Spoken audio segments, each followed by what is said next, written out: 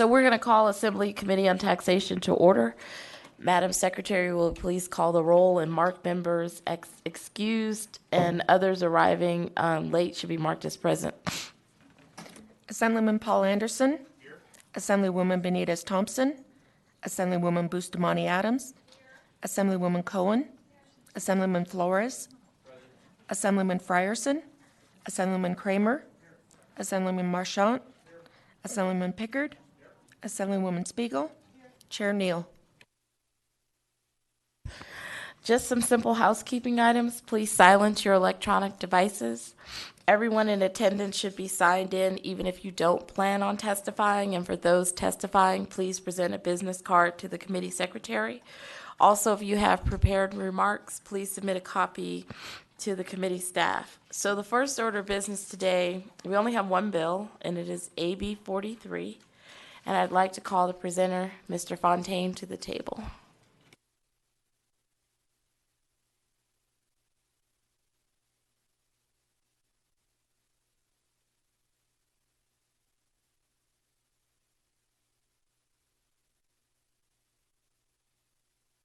Go ahead. Good afternoon, Madam Chair and members of the committee. For the record, I'm Jeff Fontaine, and I'm the Executive Director of the Nevada Association of Counties. With me today are two members of the NACO Executive Committee, Commissioner Lorinda Wickman and Commissioner Bob Lucy. And if it's okay with you, I'd like to go ahead and present the bill and then ask them to provide some additional comments after I'm finished.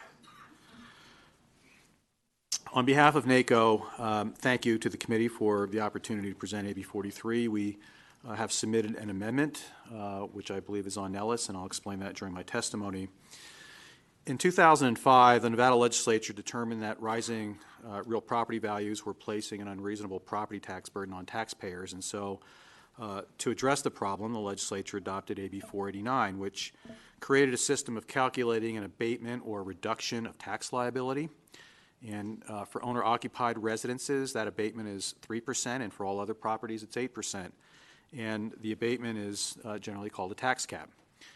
AB 43 addresses an unintended consequence of those abatements, specifically a mechanism referred to as the secondary calculation, and that was included as a late amendment to AB 489. This year, in 6 counties, the caps for both residential and commercial properties are actually at 0.2%. While in 3 other counties, they are below the 3%. So the purpose of AB 43 is to correct how this secondary calculation is made so that the caps don't fall below 3% in the future. So I want to take just a minute to review how the caps are set. I know you've all had presentations on this and you're all aware of it, but I think it's important to start with the fact that the term commercial cap, general cap, and secondary calculation really all have the same meaning, and they're really used interchangeably. So again, the cap for commercial property then is based on a formula that takes the greater of 2 things. 1, twice the consumer price percent change in the prior year, CPI, or 2, the rolling percentage average change of assessed value over a 10-year period for each county. This calculation, which I'll now refer to as the general cap, cannot be less than 0% or greater than 8%. However, if the general cap is less than 3%, then the residential cap must be reduced to equal the general cap. So applying these tax cap rules to the current fiscal year, the annual average percentage change in the CPI as published by the Federal Bureau of Labor Statistics for the prior year was unusually low at 0.1% or 1/10 of 1%. At the same time, the 10-year rolling average percentage change of assessed value for 9 counties was lower due to the effects of many years during the recession when assessed values were dropping. And so accordingly, the general cap for these 9 counties for this year, this current fiscal year, is less than 3%, and therefore the residential cap was also reduced to the same level as the general cap in those 9 counties. So the ultimate result here is that flat or lower property tax revenue available to local governments and school districts for fiscal year 2016-17. So there have been a lot of questions about the effects of AB 43, so I want to start with what AB 43 does not do. AB 43 does not increase the property tax rate, nor does it eliminate the 3% cap for owner-occupied homes and 8% cap for all other properties. AB 43 does not affect any factor or calculation used to determine the taxable value of property, nor does it affect the extent to which property taxes can decline because of a decrease in taxable value from one tax year to the next. And lastly, AB 43 does not create a windfall for the state or local governments. It just prevents a further reduction of those revenues. So the big question, will AB 43 increase property taxes? First, AB 43 doesn't mean that taxes for owner-occupied properties will always increase by 3%. As is currently the case, these taxes will only increase by 3% if the property values increase by at least 3%, or if there is a built-up abatement from prior years that is more than 3%. Second, there would be no increase in property taxes for next year, and that is because we have submitted in our amendment a floor for the general cap at 2 times the CPI. So for next year, that equals 2.6. Therefore, there would be no difference in the amount of taxes paid next year. The amendment also establishes a permanent floor for the general cap at 3% only when the CPI reaches 1.5% or higher. In the out years, we're talking about 2019 through 2022, the projections are that the CPI will be higher than 1.5% and remain so. So if those predictions are, in fact, accurate, taxes won't increase during that time period as well. So in order to predict if and when property taxes would ever increase in the future, I want to go back to the circumstances that occurred this year and will occur again next year, albeit less severely. So this year's aberration in the secondary calculation was the result of a rare confluence of circumstances. One, the CPI was less than 1.5%, and the average annual increase in property values over the previous 10 years in 9 counties was less than 3%. In fact, in 5 of those counties, the 10-year moving average growth rate was negative, again, because of the lingering effects of the recession on property values. So that is what would have to occur in the future for AB 43 to cause a tax increase. And I would note that in all 9 counties that are capped at 0.2% this year, the average increase in property values in all of those counties for the past 2 years exceeded 3%. So one other point that I want to note is that $700 million in property taxes are already abated this year, and that amount we know will grow over time. So this is really the amount that property owners are saving on their taxes. And so AB 43 is designed to slow the rate at which the property tax abatement is expected to increase over time. We have every expectation that the abatement will continue to grow. It will just grow at a slower pace should the unusual circumstances that existed in fiscal year 17 occur again at some point in the future. If the events that created the flat tax revenue occur in the future, what would the actual tax increase be under AB 43? So I want to use an example here. If the 3% floor in the bill had been in place this year, a property owner with a, say, $1,000 property tax bill the prior year would pay $1,030 instead of $1,002. So the $28 increase being the difference between the 3% floor in AB 43 and 2 times the CPI, which for this year it was 0.1%. Why do we need AB 43 if it doesn't increase property taxes in the next 5 years? Nevada's property tax system is very complicated, and I would say that's an understatement. It's difficult to understand. It makes it nearly impossible for taxpayers to predict their future tax bills. The 4 principles of good tax policy are simplicity, neutrality, transparency, and stability. Tax rates and bases should be transparent and easily understandable by taxpayers. I would submit that is not the case with the existing secondary cap. For local governments, stability is needed for budgeting. AB 43 is intended to bring transparency and stability to Nevada's property tax system. Nevada relies on property taxation to fund local governments, including school districts, and for the state's bond debt redemption, and property taxes are Nevada's second largest source of state and local government revenues behind only sales and use tax. For counties and cities, a preponderance of these dollars are used for public safety. While the problem that occurred this year and will occur again next year may self-correct in future years, we want to be proactive. We want to make sure and prevent this from occurring in the future, and not in 10 years or whenever down the road and say, gosh, we missed an opportunity to fix a problem that we know could occur in the future. Again, I want to make clear two things about our amendments, because the amendment addresses two provisions in the bill. First, AB 43 is submitted as a 10-year rolling average to the CPI portion of the formula. Our amendment to Section 1B1, Roman numeral 2, would return the CPI calculation back to existing law, which uses only the prior fiscal year.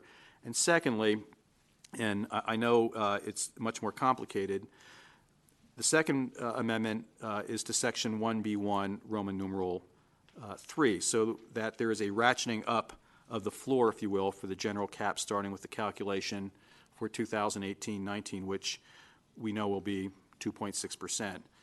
Then it increases until the year when 2 times the CPI reaches 3% or higher, at which time then the general cap floor is permanently set at 3%, no higher and no lower.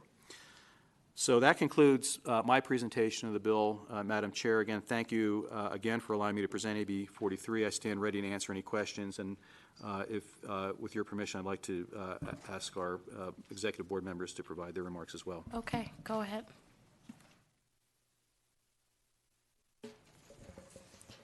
Madam Chair and committee members, my name is Lorinda Wickman, S-W-I-C-H-M-A-N. I'm a commissioner out of Nye County, Nevada, and an executive board director on the board of directors for NACO. And I've been a part of NACO for the last 8 years. In the near future, Nye County is facing the additional expense of replacing our 30-year-old data system that many of our departments count on. The company that's been providing updates and support is going out of business and will no longer provide support after December of 2018. This could cost the county as much as $1 million. The county also must be ready to change out all of the voting machines before the 2018 election. This additional expense isn't even calculated yet. In past legislation, the burden of providing the lion's share of the pre-sentence investigations cost have been placed on the county. The state currently pays 30% of that cost, even though the state is the prosecution rather than the county. The county is also responsible for providing 100% of the indigent defense by mandate. With the housing market crash in 2008, the following reassessment of property values of the county took huge hits to one of our major funding sources. Since 2008, we have lost over 9% of our revenue from property taxes. I have an example of one household that was reassessed after the drop in the market, and their resulting tax bill was reduced by 45%. 45%. It was brought to my attention by the property owner with the exclamation, "How can you do this when you are reducing staff and cutting services to balance the budget?" I didn't have an answer. Some people see AB 43 as a tax increase. This is the same as getting upset at the grocery store when they don't give you a discount on the listed price when you get up to the cash register. 2008 property tax revenue to Nye County was $20,619,000. The 2016 property tax revenue to Nye County is $18,800,000. Since 2008, Nye County has reduced its staff by 25% and eliminated non-mandated services. That means that we no longer subsidize our senior nutrition, no subsidies to veteran services, no animal shelter assistance, because they are not mandated by law. Our staff has been working at the same pay as they have for many years. The bargaining units have been very helpful in keeping our costs to a minimum. The board voted in the half-cent sales tax to help stabilize law enforcement and fire response. Tonopah lost the privately owned medical facilities late in 2015. Although emergency services are not mandated by NRS, we operate a volunteer EMS system in which many members can no longer keep their names on the rotation due to the long run times. One community in Nye County that once had a 20-man roster now has 7.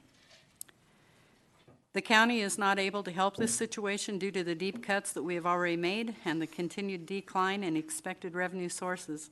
2 other districts gave up 20% of their tax revenue, 20 cents of their tax revenues in order for Nye County to establish a hospital district.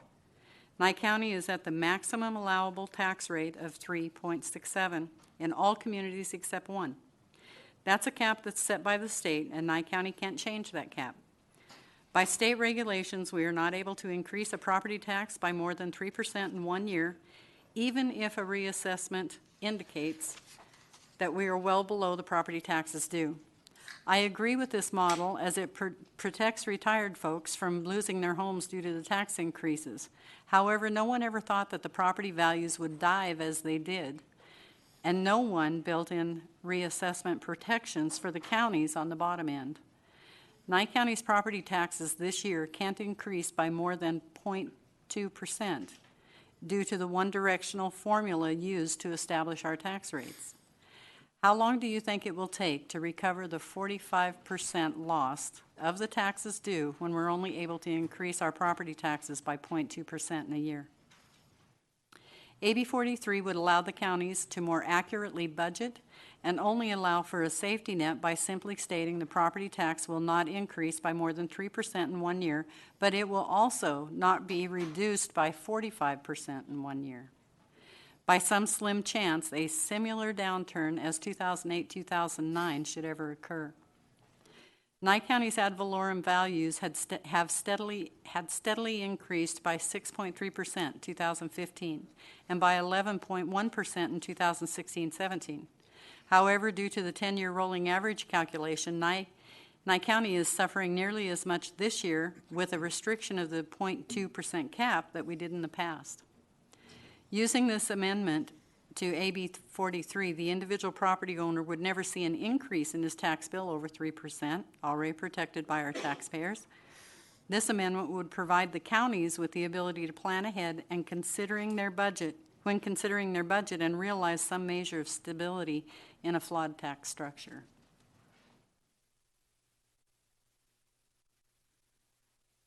Thank you for that. Next. Good afternoon, Madam Chair and members of the committee. My name is Bob Lucy. I am a county commissioner from Washoe County, but also the chairman of the NACO Legislative Committee and serve as part of the executive committee. I sit in front of you today to testify on AB 43, as this is a bill of significant importance to all counties in the state of Nevada.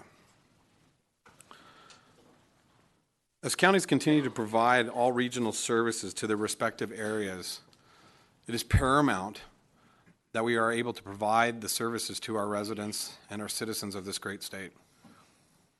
Without the ability to properly stabilize the funding mechanism in which we so desperately count on in the counties, it makes it difficult for us to prioritize what we are going to do for our citizens as we move forward.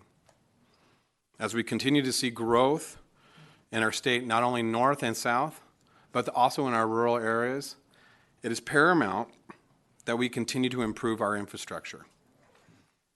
The only way to accomplish this is through stabilization of our primary tax revenue.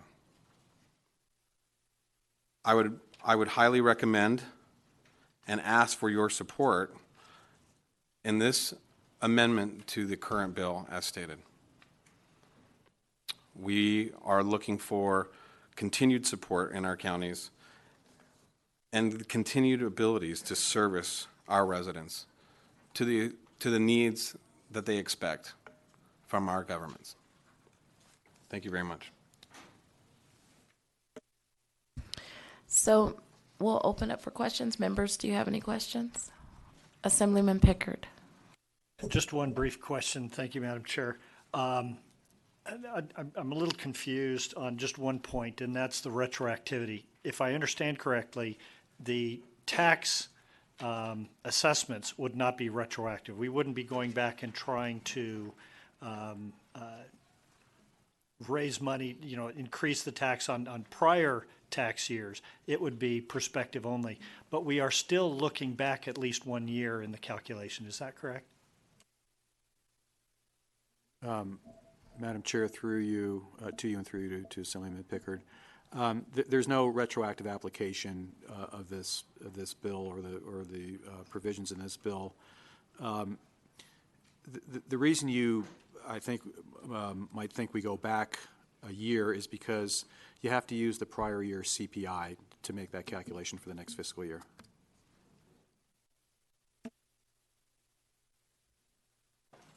Members, any other questions?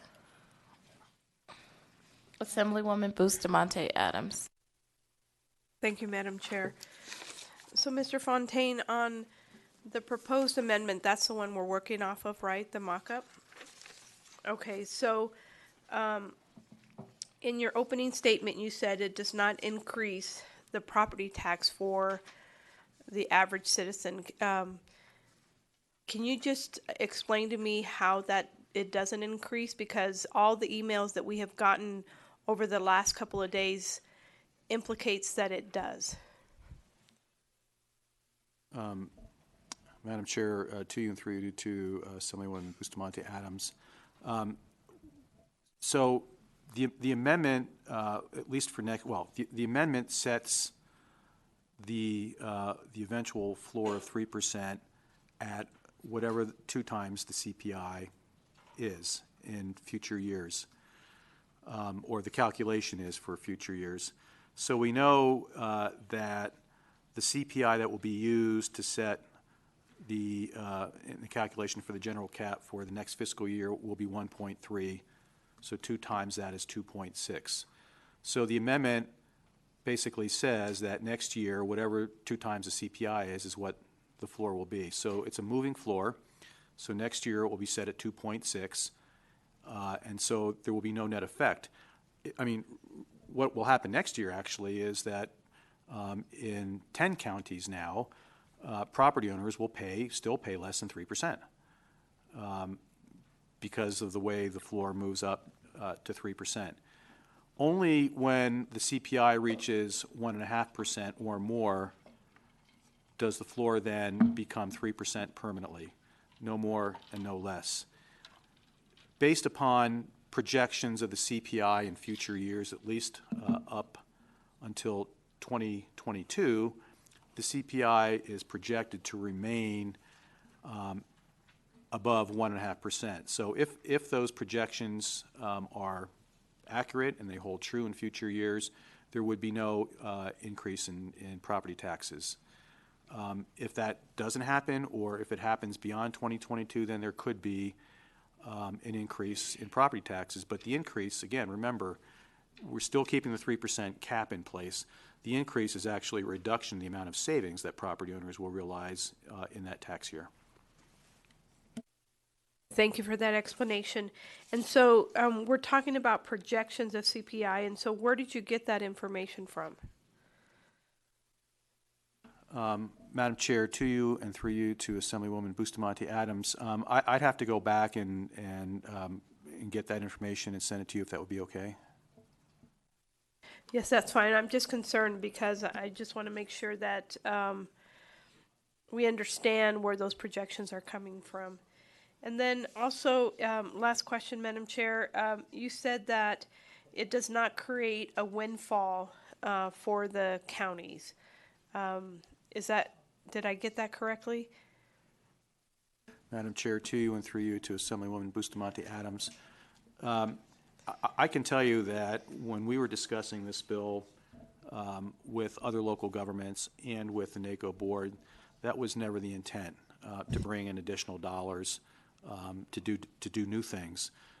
The intent here is to stabilize a revenue source that the counties and other local governments rely on. And again, this is about reducing the amount of taxes that are abated and eliminating a reduction in the amount of taxes that counties have budgeted for. This 2.2% cap for the 9 counties, quite frankly, I mean, I don't know if it was a surprise, but when the Department of Taxation does their general cap factor analysis, they usually do it sometime in March. The counties are already out there starting their budgets for the next fiscal year.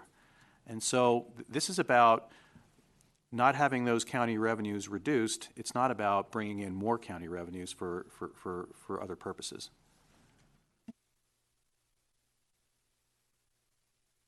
Any additional questions? Okay, so I have a question. So could you just explain in your amendment, Section 2 and Section 3, there were some concerns about the legislative declarations being struck out. Can you put that on the record? Madam Chair, again for the record, Jeff Fontaine with NACO. I'm probably going to need some help from staff if I can ask that. But when we saw the strikeout language for Section 2 and Section 3 as well, we were wondering about that very thing and had concerns. My understanding is because this is a mock-up of an amendment to a bill, what this is doing is basically eliminating or deleting language in the original bill, but because of sort of the way it's mocked up, it is confusing, but my understanding is that this does not change the original law. Those provisions in Section 2, Section 3, specifically the legislative findings and declaration remain in existing law with this amendment. I don't know, Mr. Gendon, if you would like to add to that. No, I would just confirm that for the record, Russell Gendon, Principal Deputy Fiscal Analyst with the Fiscal Analysis Division, that you have to remember that when we draft legislation, it's proposing changes to the law. It's not the law. So then when we do this mock-up, we're striking out all the amendments that were proposed in Section 2 and Section 3 of the original bill. So just go back and look at the original bill. You see blue and red language, which was proposing to make amendments to 361, 4723, and 4724. So this bill then, to align with the language, the amendment that's in this mock-up that is in Section 1 of the bill, then needs to undo those proposed amendments in Section 2 and Section 3 to be consistent. So then in a mock-up, it all becomes purple language. And as I said, if you don't like the purple language, look at the green language. It says deleted by amendment, which means we're striking out of the bill, which means we're no longer proposing to amend those two sections of the law. Thus, they'll remain as is in the current law. Thank you for that. So seeing no questions from the members, we'll thank you for your presentation. We'll move into support of AB 43. If you guys could, when you come up, fill in all 4 chairs, and we'll keep testimony at around 3 minutes each.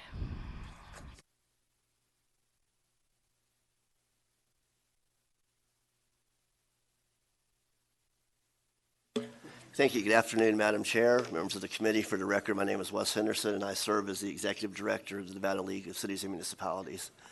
We are in support of this bill, especially the amended version of the bill. We'd like to thank our friends from NACO to bringing this bill forward. Over the last interim, there have been many, many meetings trying to come up to a solution to fix what, as Mr. Fontaine said, we believe is unintended consequences of the secondary calculation on commercial property. It's been a struggle, again, I want to thank NACO for bringing this bill forward, and we stand in support of it.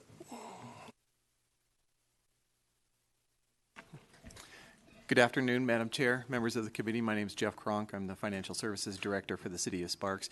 I have a prepared testimony that I have on file. It's in Nellis, and also the committee secretary has a copy of it, but I'd like to pivot just to the amendment. We've reviewed it, and we understand it, and have given our input, and we're absolutely in support of this.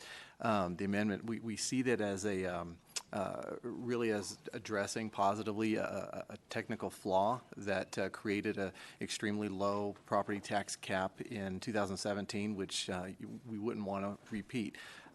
So that would provide a sense of an amount of stability and reliability going forward, and that's very much in need when we're trying to balance our budgets. So that would be my add-on to the testimony that I submitted as prepared comments, but I'd like to answer any questions if you have any for me. Thank you. Good afternoon, Madam Chair. For the record, Trey Abney with the Chamber of Reno Sparks, Northern Nevada.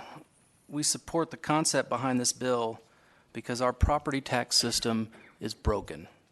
Now, this bill only deals with one small piece of a much larger problem, whether it be how we assess property, depreciation, the list goes on. We're the only state in the nation that assesses and taxes property the way we do here.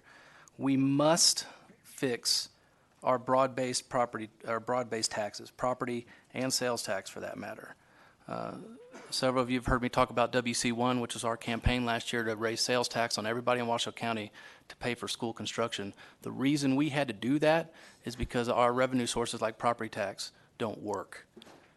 You know, to those who want to talk about tax increases, I cannot emphasize enough the fact that we need to stabilize this revenue source and these revenue sources. Because these sources aren't stable, because property tax isn't stable, this building tends to look at MBT increases, commerce taxes to fill the inevitable gap when we'll have our next budget hole again. It's easy. People throw stuff at me here in a minute. It's easy to do business taxes. It's very hard to talk about these broad-based taxes that affect every Nevadan. But we believe that if for services that benefit every Nevadan, whether it's education, mental health, these broad-based services, that every Nevadan should pay for it. And so this is one way, one small piece, I might add, to start talking about that problem. Thank you very much for your time, Madam Chair. Thank you, Madam Chair. For the record, Lindsay Anderson with the Washoe County School District. I feel like it's only appropriate to be up here in support of this bill today after you were patient to sit through the presentation with my trustee, Trustee Holland, giving you some insight into the issues that we're facing in our budget, of which property tax is a piece of. And so I don't feel like enough emphasis has been given to this local government fiscal working group that we've been participating in for approximately 2 years. There's been a lot of work that's gone into this, and we appreciate NACO bringing this bill forward as a result of a lot of that work. And so we are naturally here in support.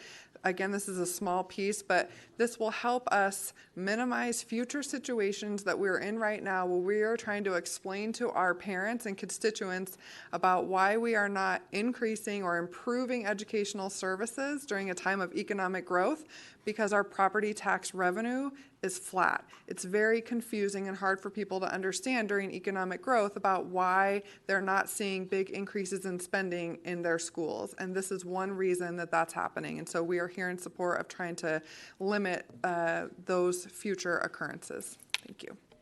Thank you for your testimony. Members, do you have any questions for the folks at the table? Okay, seeing none. Is there any additional? Oh, thanks. Go ahead. Sorry. You guys are like, I snuck up. We're playing musical chairs, sorry. Madam Chair, members of the committee, Nicole Rourke representing the Clark County School District. We're here to support AB43 as a member of the working group and advocating for stable funding in order to provide quality services to schools and communities. Because we cannot generate our own revenue, it is imperative that the funding streams we have are at least predictable.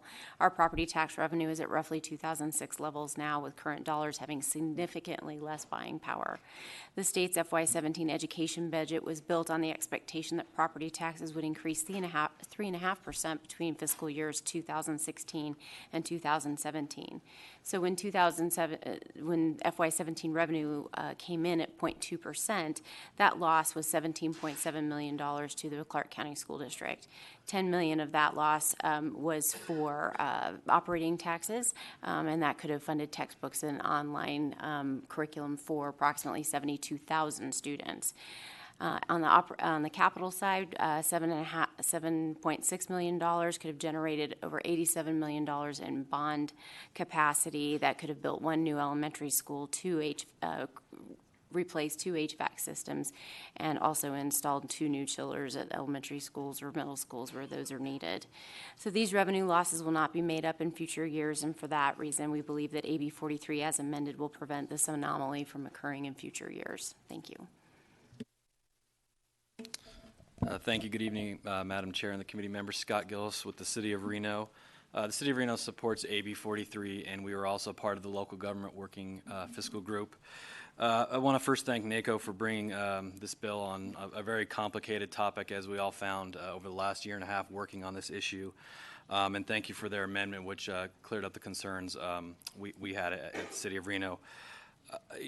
We don't see this bill as a complete fix to the problems that we have in Reno and for the other local governments that we're facing with our, growing abatement and property tax revenue that's not keeping up with our growth, economic growth, population growth, as well as the demand for services we have in our city.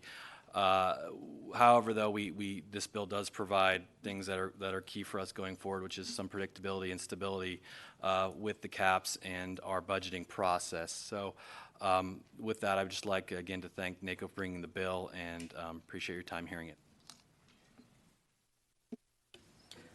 Good afternoon, Chairwoman Neal and members of the committee. Nick Vanderpool with Capital Partners representing the city of Fernley today. Right out of the gate, we'd like to thank NACO for this bill. On February 16th, the mayor of Fernley, Mayor Roy Edgington, sat in this room for a presentation regarding how the city of Fernley operates their municipality on a $6 million budget and their efforts to provide expected services to their residents.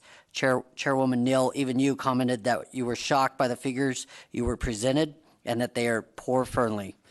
During public comment, Mayor Edgington addressed the Joint Committee on Taxation regarding how dysfunctional our property tax system is. In Lyon County, the property tax is currently capped, but there are 6 cents remaining, which was requested for the North Lyon County Fire District. In a long, complicated formula, the city of Fernley received an increase of 1/900th of a cent. Let me repeat that, 1/900th of a cent, which represents a total increase to the city of Fernley approximately $3,000. This has been their annual increase for 2 years in a row. A formula that goes to 1/900th of a cent is simply unacceptable for a city that is growing and cannot meet the needs of its citizens. The system is broken and it needs to be fixed. The city of Fernley isn't here asking for a handout, but simply asking for a solution so they can meet the ever-growing demands of a growing community. The city of Fernley and the people that they serve supports AB 43. Thank you. Hi, good afternoon, committee members. I'm Yolanda King representing Clark County, and simply just want to echo the support that has been made by the local governments here at the table in support. We do support the amendments as submitted by NACO, and also would like to thank NACO for bringing this bill and presenting it and just bringing the issues that are at the table for us. So again, thank you, and thank you to NACO. Thank you, Madam Chairman. For the record, my name is Mary Walker, representing Carson City, Douglas County, Lyon County, and Story County. We rise in support of AB 43 and the amendment. Basically, when you think of local governments, we have 2 primary revenue sources. One of them is the property tax, and the other one is the consolidated tax.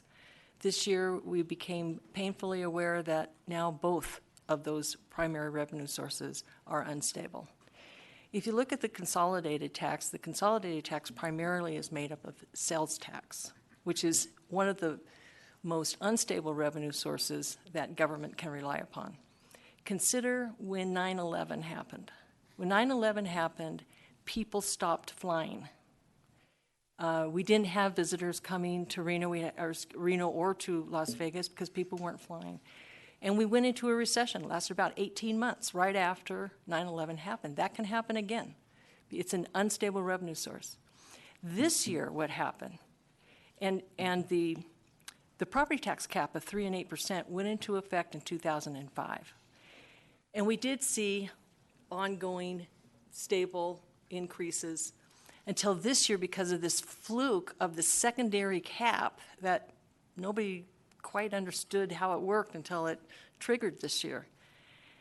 And all of a sudden, we went from we thought we had 3% and 8%, but now all of a sudden we see was 0.1 times 2 equals 0.2% was our increase in the current year. So it's very volatile.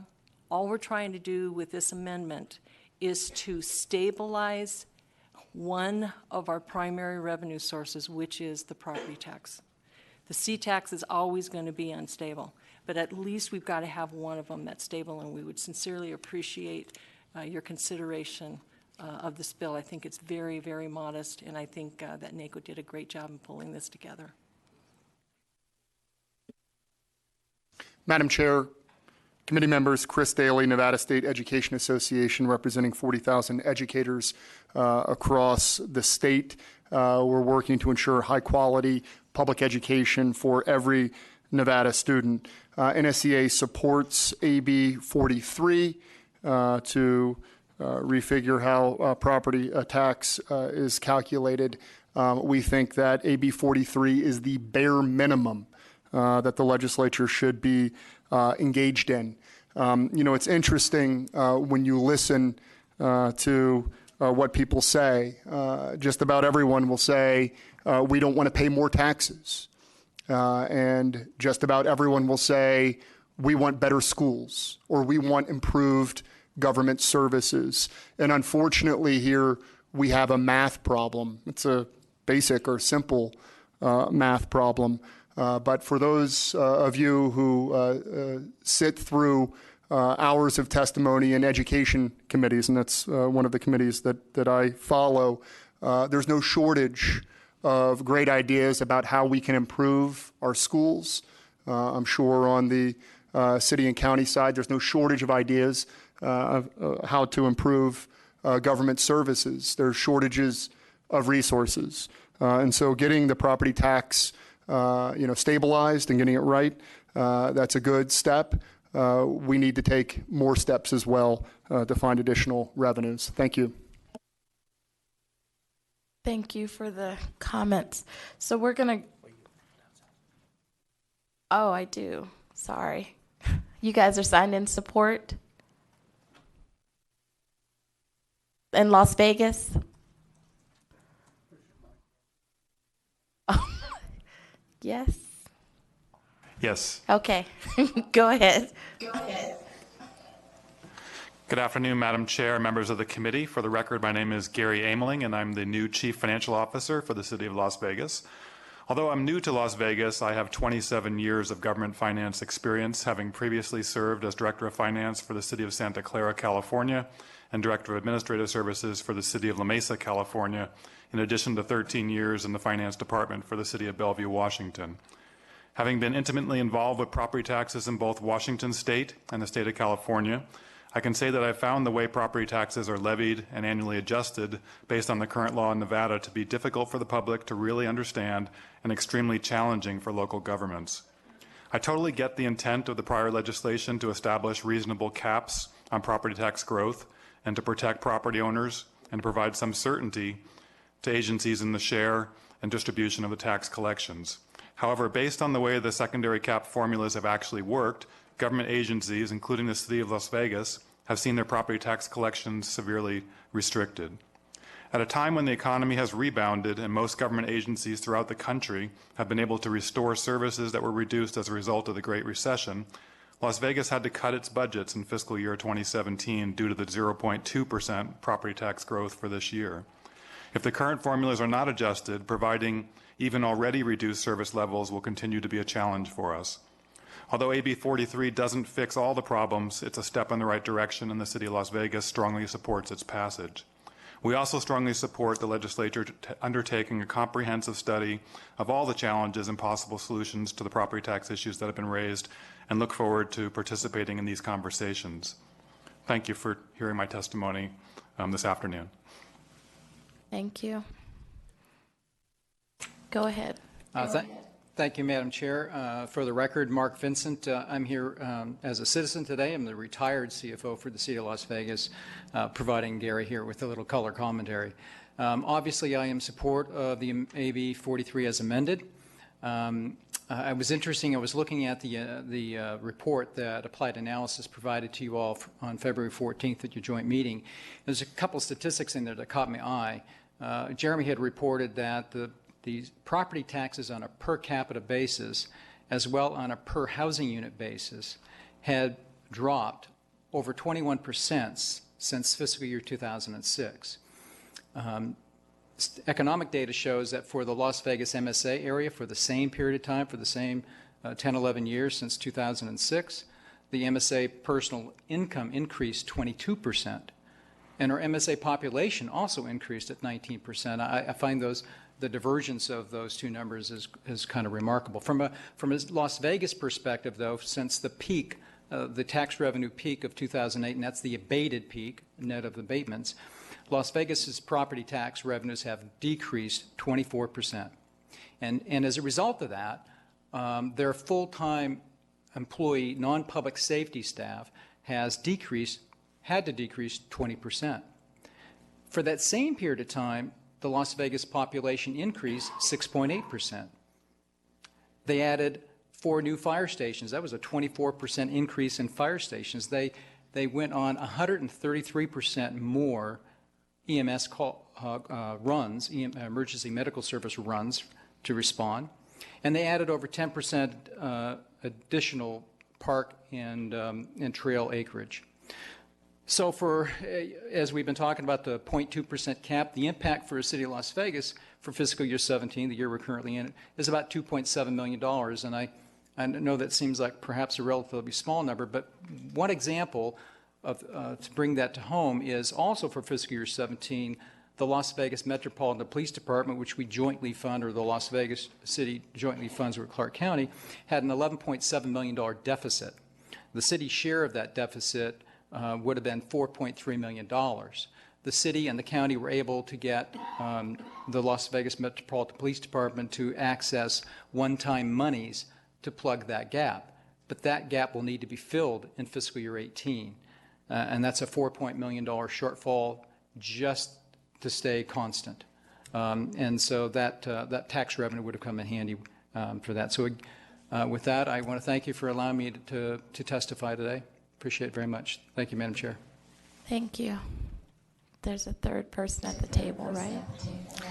Yes, thank you, Madam Chair and members of the committee. For the record, my name is Richard Derrick, and I am the Chief Financial Officer, Assistant City Manager for the City of Henderson. First, I want to say thank you for the committee for hearing this important legislation, and thank the Nevada Association of Counties for sponsoring the bill. The City of Henderson is in support of Assembly Bill 43 with the inclusion of the proposed NACO amendment. By supporting this legislation, the city is hopeful that this important revenue source for local government will become more reliable and sustainable for providing public services. As you know, property tax is an important component of the city's ability to provide public service, such as police and fire, recreational opportunities for youth and seniors, and critical maintenance to city facilities and infrastructure. I want to be clear that this bill does not increase the property tax rate and does not eliminate the 3% cap on residential tax bills. However, it will help to add stability to this important revenue stream. In closing, I want to mention again that the City of Henderson supports Assembly Bill 43, and I would again like to express my gratitude for the opportunity to speak today, and I would be happy to answer questions if you have any. Members, do you have any questions for the folks down south? Do you guys have a mic on down there? Because I have a super echo. I do. Yeah, it's on. Okay. So, seeing no questions, I appreciate you guys' testimony. It was actually very good. So we'll move into, is there anyone signed in neutral in Carson? Oh, is there another person in support down south? Yes, Madam Okay. Chair. When you're ready, go ahead. Got a couple of us anyway here. Good afternoon, Madam Chair. My name is Knight Allen. I am a private citizen, and I am willing to support AB 43 without the amendments. You know, all of this conversation here today is all about this rolling CPI, this secondary cap, and what have you. It is imperative, ladies and gentlemen, that you understand that those of us who supported the caps back in 2005 never asked for the CPI business, never asked for the secondary cap. That was inserted into the bill by people who did not want the cap to work. It was inserted in the bill with the assumption that the CPI would ultimately erode and wipe out the advantages and the protections that the caps provided to the people. And that's why it was put in. It wasn't put in by those of us who supported the bill. You need to understand that, because all of this discussion from NACO and NLC and all these other folks from the local governments are all coming to you from the assumption that, oh, this is a terrible thing that's in the bill and it was all tied into the caps. It wasn't. It wasn't. We didn't ask for it. They put it in the bill, and the only way the bill was going to get passed is if that was included. And now look where we are. Now, they keep talking about tax stability, ladies and gentlemen. Here's the tax stability if you could see it. 3, 3, 3, 3, and 3, all the way through. That, ladies and gentlemen, is tax stability. Here's the new one. Here's a new one. 3, 3, 3, 3, and now you're getting this 0.2% that everybody is hollering about because of the CPI business. Now, it's all nonsense, folks. You can't blame us and the caps for what has happened with the CPI. The CPI was supposed to erode the caps, but you had a few little things happen, like, for example, the financial crisis and the implosion of the housing market and the worst recession in 80 or 90 years, 0% interest rates. All of this turned the CPI into a thing in which not only did it not erode the caps the way it was supposed to, but it turned around and bit the people who put it into place. And now we're getting all this whining and crying. Now, I addressed the Legislative Commission in their last meeting, and I have looked at AB 43, and more important than what I found is what the people that I know and trust and respect on this subject, what they've told me. And they told me that AB 43, as put together, originally was all right, but don't let anybody amend it. No amendments, because the amendments in one way or another are going to jerk this around some more, and you can't let that happen. I support AB 43, that's why I'm here as a supporter, because there is no reason in the world why I should get a tax increase of 0.2%. I didn't sign on for that, neither did my fellow citizens. We didn't sign on for it. A 3%, 3%, 3%, that would have been fine. And the local governments could make their budgets based on that stability that was given to them. But no, now we got all these problems with the CPI. I don't think so, folks. I'm asking you not to fall all over yourselves. And perhaps most important of all, to understand that those of us who supported the caps still support the caps, but not this fooling around with the CPI. We didn't ask for it. If it's turned into a nightmare and a mess, that's the problem of the people who put it into place, whose names I couldn't tell you, whose positions I couldn't tell you. But I'll tell you one thing, it wasn't Tinkerbell coming down and slipping into the bill after midnight. I thank you, folks. And thank you. All right, next. Chair Neal, members of the committee, my name is Stephen Augsburger. I'm the Executive Director of the Clark County Association of School Administrators and Professional Technical Employees. We too stand in support of this bill and the amendment. I'm in particular support of all of the comments, or most of the comments that I've heard said here today. I would just like to focus on two, and I think it's important to keep this in mind as we work forward. This is a difficult issue, can be an emotional issue, certainly an ideological one. I think it's important to remember that the circumstances which existed in 2005, which necessitated, even cried out for this bill, are gone.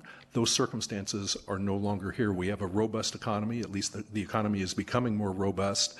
We have a growing population. That population is in need of services. And I think what Trey Abney said a few minutes ago resonated with me as well.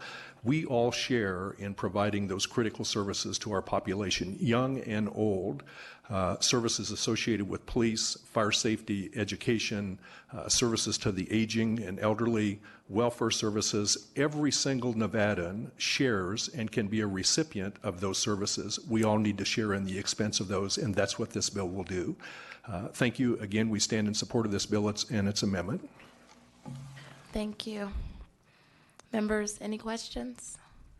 Okay. Seeing none, is there anyone else signed in support down south? Okay, seeing none, is there anyone signed in neutral in Carson City? Could you come to the table? And if there's anyone signed in neutral in Las Vegas, could you come to the table? Okay, thank you. Good afternoon, Madam Chairman. Cheryl Blomstrom with the Nevada Taxpayers Association. Unintended consequences, right? 1981, was the tax shift, and it took 10 years, 5 legislative sessions to fix the largest of the unintended consequences. This is those same chickens coming home to roost from 2005.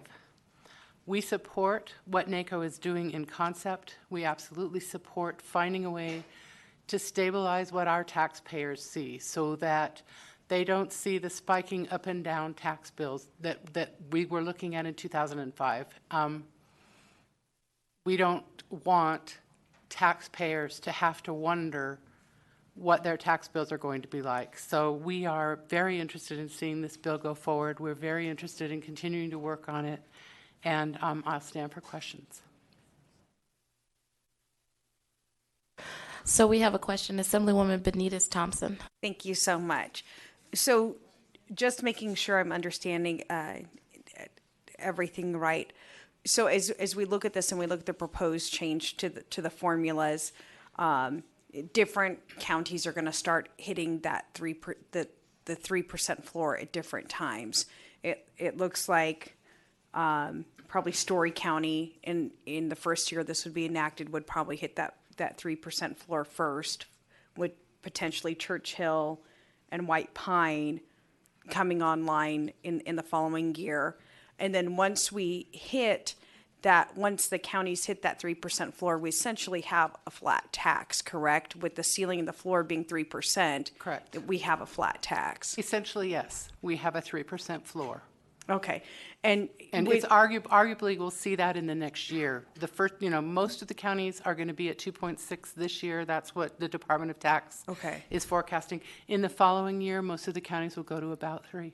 So within the first year 1 and year 2, we would expect all 17 counties to then be at essentially a flat tax I can't say rate. all of them, but I think most of them, yes. I think 8 right now are set for no change because they're already at the 3%, and then 9 are under. Correct. And so 9 could come on. So, but that's kind of the time frame that we're looking at. Yes, ma'am. Okay. And then with removing the 10-year average aggregate in the formula and moving it to the immediate preceding year, all counties had positive growth in the immediate preceding year. Is that right? I don't want to make any assumptions. I do not know, but I'll get back to you. I'll save that for Mr. Fontaine. He's nodding his head though. But effectively, after we get to kind of a flat tax point in 1 to 3 years potentially of enactment of this, that immediate preceding year, it becomes moot because the floor is 3, the ceiling is 3, we're flat, and so essentially that part of the formula becomes almost moot. Is that right? And therein lies the stability. The stability. Okay, Yes, ma'am. thank you. Any additional questions? Assemblywoman Bustamante Adam. Thank you so much, Madam Chair, and congratulations once again. Thank you. I just wanted to make sure that I heard you correctly. So I think we're in the neutral position, and so, but I think that I heard you say you support the concept, but there's more work to be done. Did I hear that correctly? I am interested in being included in the work that needs to be done, but Okay. we are supportive in concept, yeah. And your we had some support. I'm sorry. Go We ahead. had some concerns when we came today with the strikeouts, with the purple strikeouts, the massive strikeout, because it appeared to me and to our council that might be undoing the 3% resident. And I understand that now, but I did not then. So we decided to be neutral. But based on the explanation from our fiscal team, that cleared it up exactly what that was for Yes. you guys, right? Yes, and I'm comfortable with that. Thank you. And so you'd like to be included because there's additional work that needs to be done, but that's long-term. And so the short-term is to stop the hemorrhaging and not raise the rates for taxpayers. Correct. Right? Correct. This Thank you. creates measurable stability for taxpayers, and that ultimately is a very good goal. Okay. Thank you for clearing that up. Thank you. Assemblyman Frierson. Thank you, Madam Chair. And I'm just along the same lines so that I understand. Is it your position that you're currently neutral, but if there are other things that are addressed, you could be in support? Or are you saying you're going to be neutral, but you want to be at the table the whole time? I think that we could be in support, yes. I think that we probably could. I came neutral, supporting in concept, so we're moving towards it. And I understand the confusion about the mock-up as Thank well, you. so. Yeah.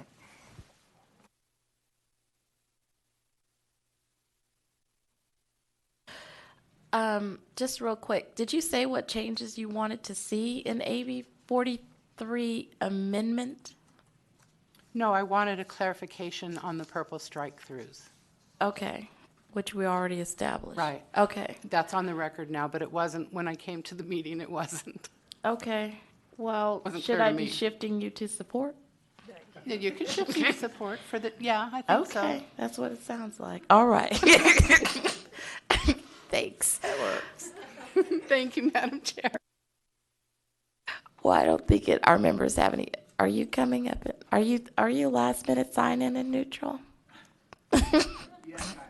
Okay. Thank you, Madam Chair. Yes, I haven't even signed in yet, but I will. And I'm taking off my badge today to speak as a private citizen. As many of you know, I've been a lobbyist since 1999, and for most of those sessions, I represented local government.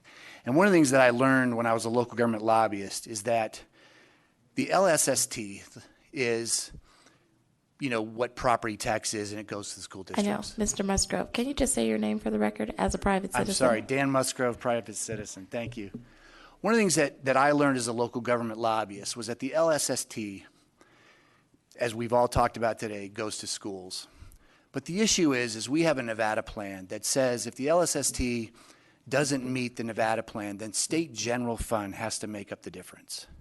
This is a state issue, ladies and gentlemen. This isn't just local governments.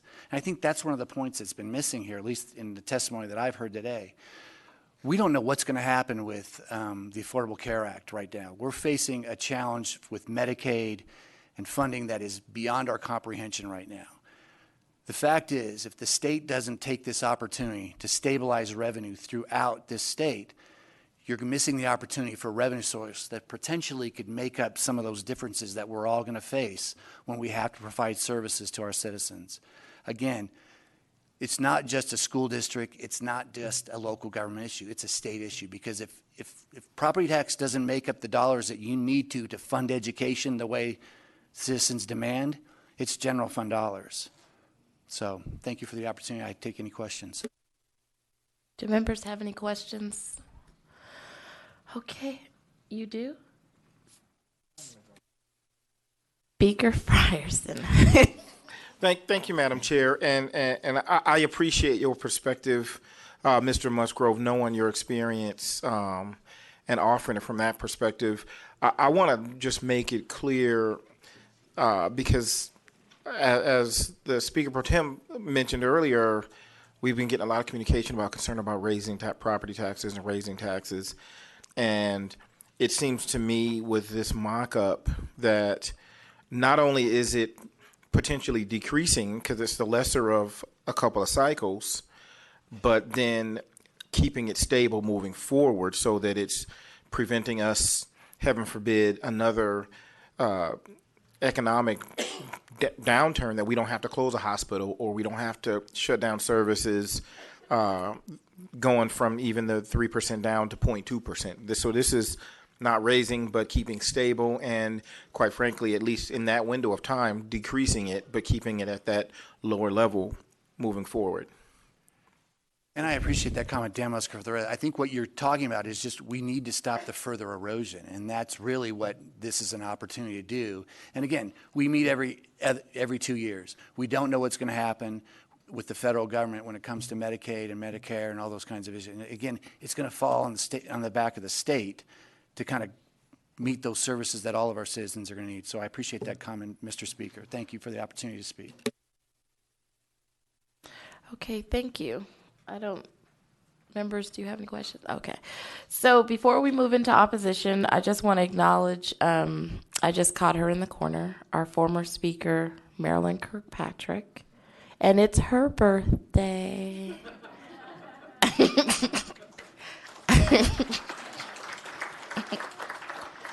Okay, so now we'll go into opposition. All right. So, folks in Carson City and in Las Vegas, come fill in the chairs. We'll do 3 minutes each. And we'll just move along. So we'll start with you. And then as we go, we'll just flip-flop back and forth between Carson and Vegas. Okay? All right. Good afternoon, Madam Chair, members of the committee. Carrie Kramer on behalf of NAOP. And I have to say that I signed in opposition, and now I'm afraid I may be neutral, but I'm going to let you guys tell me. We stand in opposition of AB 43 as written. And the reason why is we don't believe that this bill in its current form is complete. While we are supportive of putting a reasonable floor in place to shield projected tax revenue from losses caused by another economic downturn, it does not raise the revenue the municipalities have stated they need. We believe there will be other legislation, or should be other legislation, that addresses that need, and we would like to be part of those discussions to help structure a fair and balanced approach in revising our property tax caps. We look forward to continued discussion with members of this body, and we thank you for your time. I'm going to stay there. So I'm going to let the rest of the row go, and I know we have questions. Thanks. Madam Chair and Committee, my name is Lynn Chapman, and I'm State Vice President of Nevada Eagle Forum. And this is not my area of expertise, except when we have to pay property taxes. My husband retired last year on July 4th, Independence Day, and we are on a fixed income, which is no fun at all. We worry about bills. Everything keeps going up. And we didn't get any raises. My husband didn't get any raises for about 10 years as he worked. For the last 10 years, he didn't get any raises. So we've been living off of the same amount of money all these years. And yet our property taxes kept going up until, of course, the bottom fell out, and it did go down. That was the first time ever, and we've owned our house for 32 years in Sparks. And I keep hearing about the cities and counties want stable amounts coming in. Well, gee whiz, we don't always have stable amounts coming into our homes, and when we have to pay for higher food prices and higher water bills, we just heard the water company wants to raise their income. So, keep in mind, people on fixed incomes, we have a heck of a time trying to make sure that things work out right. The property taxes we hear will only go up about $30 next year. Well, gee whiz, if I'm on a fixed income, I've got to find $30 extra somewhere in the small budget that I have to work with. So keep us in mind, please, and I thank you very much. Thank you. Next. Thank you, Madam Chairman. Members of the Assembly, my name for the record is John Wagner, representing the Independent American Party. I must say, this boggles the mind. It's written in legalese, and you've got accountants talking about money and so forth, but they say it's not going to raise property taxes. Well, then why are the counties here? They're talking about a revenue stream. Are they expecting to get money just flowing out? Where is the money going to come from? Now, if there's a downturn again, you're going to keep the cap. That means they're going to stabilize. It's going to be fixed there. And then no matter what happens to your housing values, it's going to go up 3% anyway. I don't understand what's going on with this bill. I'm glad you people, or hope you people do, because you're getting the big bucks. That always gets a laugh. I know, but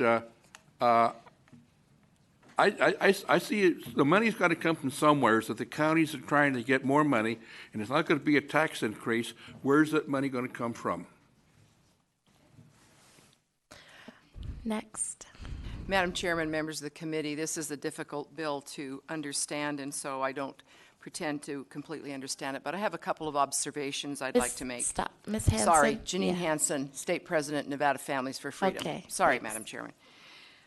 For most workers, real wages have barely budged for decades. In other words, even though in terms of dollar wages have gone up, purchasing power has not increased since 1979. So we're trying to pay our bills with money that in purchasing power is equals to 1979.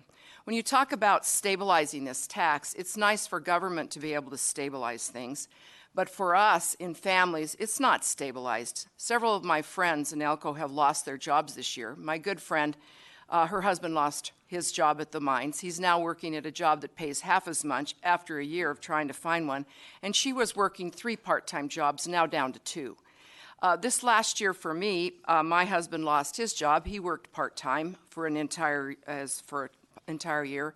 My son lost his job in El Paso, and his wife and 9 children, ages 4 months to 14, were living with me for 9 months. We didn't have any increase to take care of what we needed to stabilize, which we needed a lot more. So individual families, their lives aren't stabilized with this economy. There's a lot of problems. 92 million adults of working age are not working in America. The unemployment figures are erroneous because they don't count people that have quit looking for work, and many who have just fallen off the unemployment rolls. So they might say the economy is a lot better, but really in terms of real people, it's not better. So we're concerned about the fact that if you stabilize these taxes, which might seem like a very good idea to government, that for us, when our incomes go down, it never goes down. It just goes up every year. And so if it's only 3%, that's 3% that people on incomes that are not rising cannot afford to pay. So we hope you'll keep in mind the concerns of individual people whose lives do not have the advantage of having any kind of a cap to stabilize them. We appreciate your concern, and we are very concerned about any increase in tax because of the fact that people out there are suffering. Many people are underemployed and working several part-time jobs and have not been able to reach their potential. Thank you very much. Thank you. So we have Assemblywoman Bustamante Adams. Thank you, Madam Chair. Thank you, Ms. Chapman. I wanted to ask you, you mentioned something about $30. I didn't hear that in any of the testimony. Where did that number come from? Lynn Chapman for the record, and to and through Chairwoman Neal, to you. The first fellow that spoke was speaking about how the taxes would go up, possibly $30 for the first year, and that's where I got that, that's when I wrote that down. Okay. I must have missed that, but my colleagues are nodding and said they heard that part, so. Okay. Just thank you. And then Ms. Kramer. I thought I heard it, thank you. Ms. Kramer, so as the bill is written, you guys are in opposition, but do you have a position on the amended version that they brought forward? No, as amended, it's this, for us, it's the same. I think what we would like to see is something that hopefully incorporates, if there's going to be an increase in revenue to the municipalities, more of a complete bill. We don't. But that's in a perfect world, and I don't mean to cut you off. I mean, I would love to be able to say we're going to be able to take care of property tax in one session. That's not going to happen. But are you guys comfortable in the first step, that this would be the first step in that direction, knowing that we need to take care of so many other issues? Yes, we believe that a reasonable floor, which 3% is reasonable, we believe that a 3% floor is a very good step. Like I said, we just, knowing that there's been discussions of other proposed legislation coming down, we were hoping to maybe have a complete bill that perhaps includes this as one of the steps. Thank you. And then lastly, Madam Chair, Mr. Wagner, you said that the counties are trying to get more money. Where did that come from? I didn't hear that in the presentation. For the record, John Wagner, through Chairman to you, Madam. Basically, if there's not going to be a property tax increase, then how are the counties going to benefit from this to get revenue? The whole thing's about revenue, and they want revenue. And where are the revenue going to come from if they don't raise the taxes? This is what I don't understand. I'm not an economist. My daughter's the MBA, but she's not living here yet. So I don't have anybody to talk to to figure out where this money just magically comes from. Okay, I understand the assessment. Thank you so much. Assemblywoman Benitez Thompson. Thank you, and I appreciate all the testimony because it is for I look at this and it's like a 10-step calculus problem, and I feel hopelessly overwhelmed. So I appreciate the sentiment. My questions are on the commercial side. So with the if I'm understanding this right, so with the floor being set on the 3%, only one county is there right now, Lander. So we have potentially 16 other counties that will come up into that 3% floor on the commercial side. And then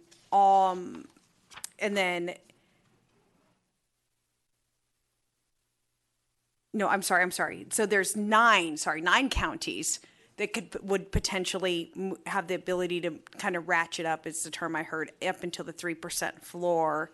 One's already, and then 9 to move up, and then 8 that are good. And so the way I see it is that any type of substantial growth in revenue that would come would be from the commercial side, from once you hit the floor at 3 to moving up in that fluctuation between 3 and 8. So when you talk about kind of a more comprehensive package, do you mean that you would want the 8% cap to be higher, or the floor to be set higher, or?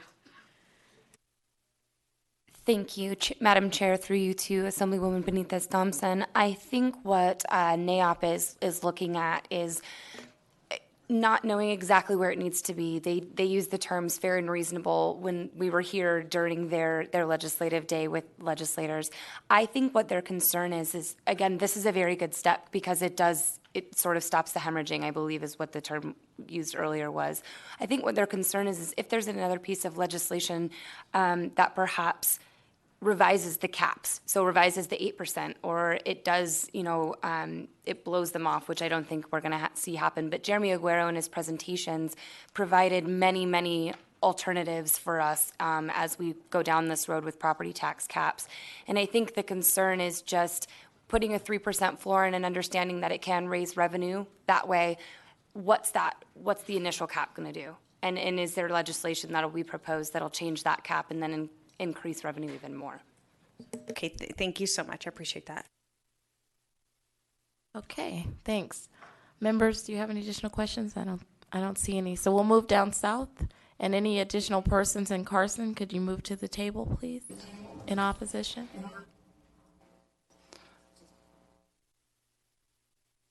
Go ahead. Good afternoon, Madam Chairwoman. Jonathan Friedrich for the Nevada Homeowners Alliance. 15 years ago, I decided to retire. I could not afford to remain in my home in Nassau County on Long Island because of the high real estate taxes. I looked for an area in this country that had low real estate taxes and was affordable for a retiree. My first question that I asked the realtor when he was showing me homes was how much was the real estate taxes. Then, and only then, if I liked what I heard, I then asked what was the price of the home. There are tens of thousands of older people living here in Clark County. Living in our state, we cannot afford higher taxes. In the 2017, I understand our taxes will increase in Clark County 0.2%, a modest increase. A projected 2.6% increase is scheduled for 2018. If this bill goes forward, in 3 years, we would have almost a 10% increase. If AB 43 is approved, the minimum increase will be 3% until it is changed again in the next legislative session. This state is going crazy raising taxes. In the last session, we had the commerce and margins tax, which translates into higher costs to our residents for goods and services. That money, we were told, is going to be for the schools. Well, where is that money? We've had an increase in the gas tax. We've had car registration fees increased. Clark County has increased the sales tax, the proposed room tax. We can't afford these higher taxes. Enough is enough. Think of the residents and do not tax us to death. Thank you. Thank you for your testimony. Next. Thank you for hearing me.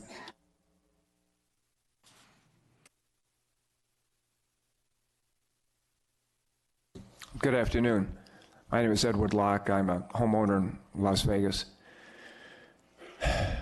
I know that the government employees were talking about a stable income. You know, that's, in a perfect world, that sounds good. But I had my own business. I was a hard money lender for 14 years. I built out of nothing. And in 2007, I lost my business because of this is not a recession, this is a depression. And my income has got, well, it was a good income, let me put it to you that way. I'm down to $17,000 a year. That's what I make. There's no hope of my business ever coming back. And what people don't realize, and what you're not talking about, is the big elephant in the room. What is that? 50% of the property taxes go for public schools. Well, 30% of those public school students are illegal aliens from around the world. That's why we elected Donald Trump. Listen, if we didn't have 30% illegal students here, we'd have 30% savings. We wouldn't even need the schools we have now. We wouldn't need the high taxes that we have now. We wouldn't have the continuing. And you know, a gentleman said before, working for the government, he said, well, there's been a 24% decrease in taxes from I guess probably 2002, 2003. Well, you know, that sounds really good.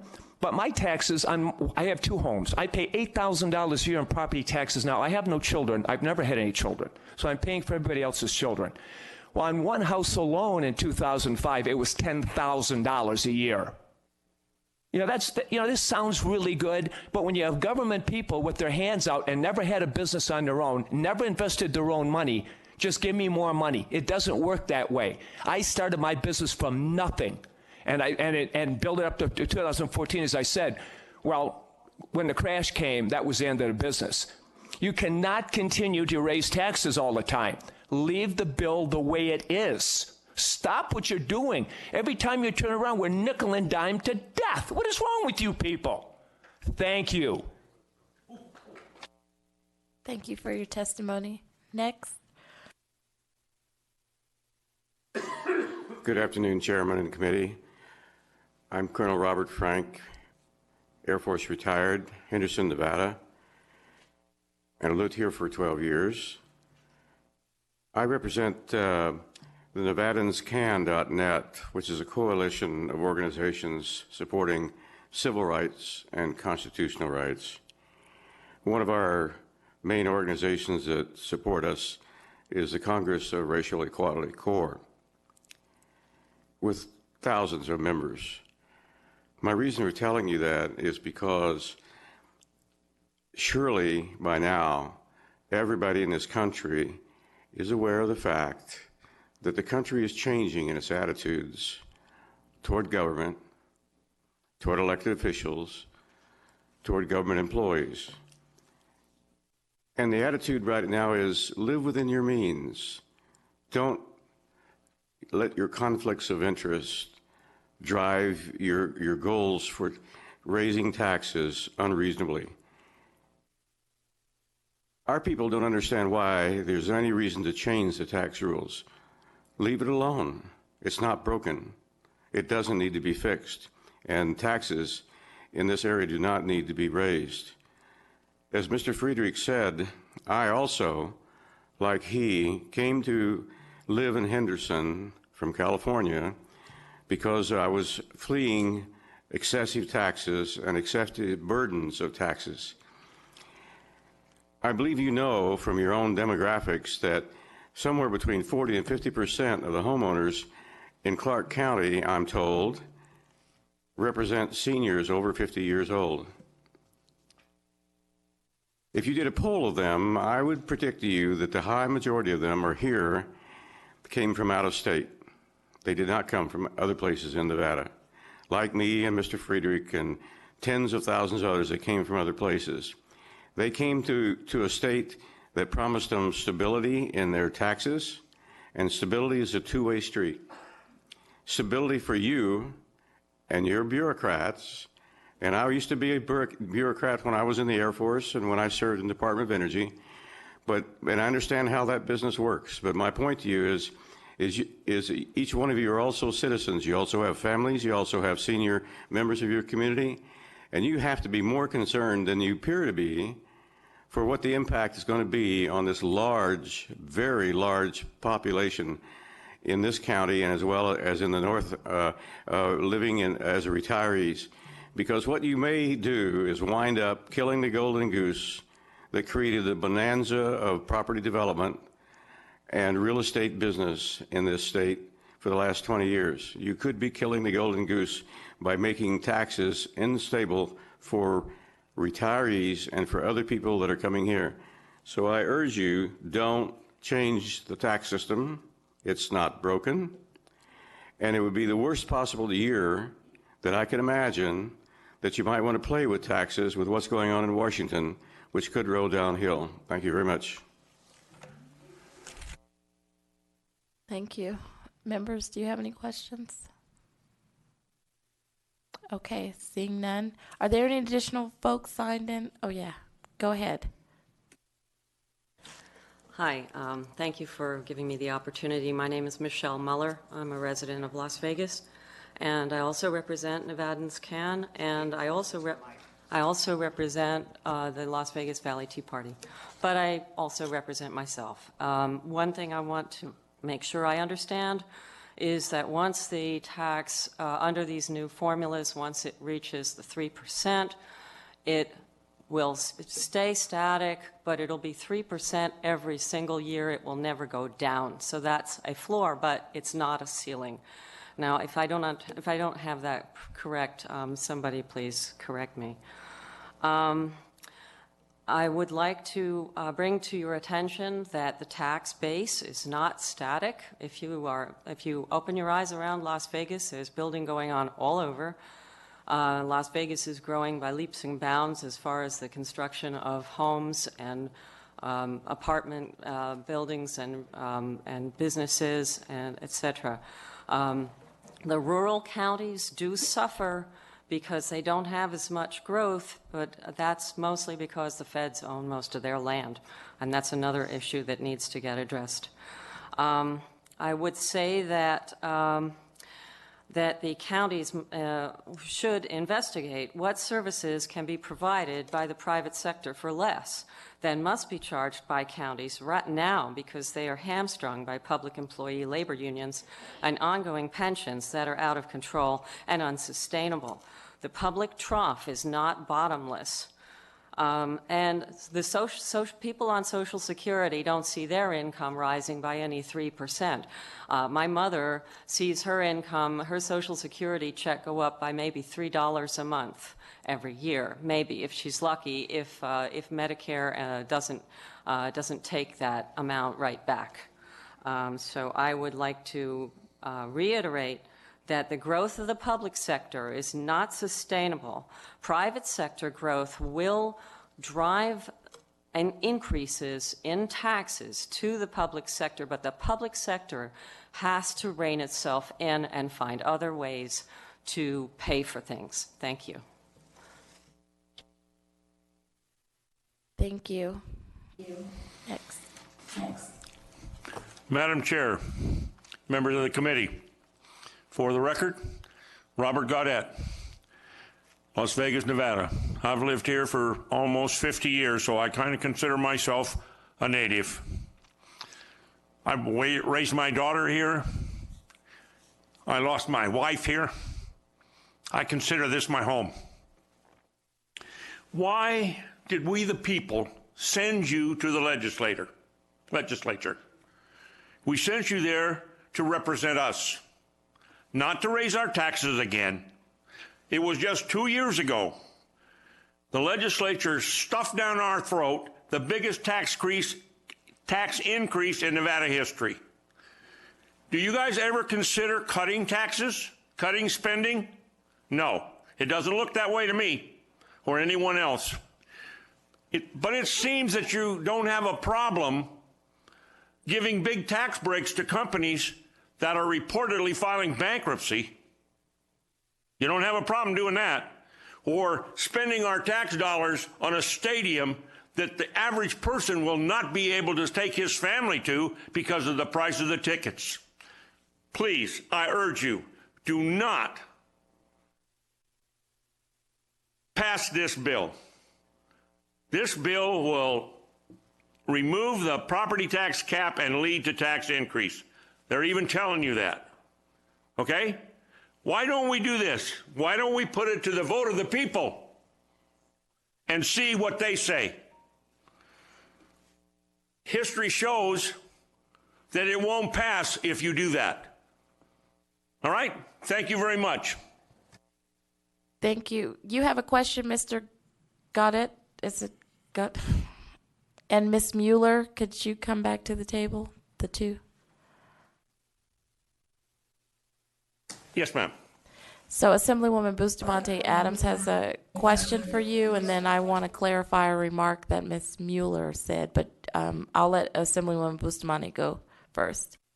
Thank you so much, Madam Chair. Thank you so much for your testimony.